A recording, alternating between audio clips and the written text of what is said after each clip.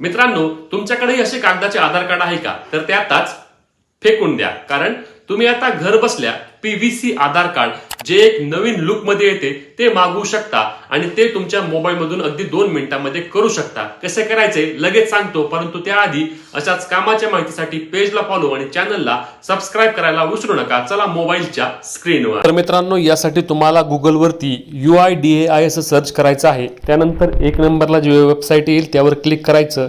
त्यानंतर इंग्लिश हिंदी जी भाषा आहे ती निवडायची. मी या ठिकाणी इंग्लिश निवडतो आणि खाली आल्यानंतर बघा तुम्हाला या ठिकाणी ऑप्शन दिसणार आहे.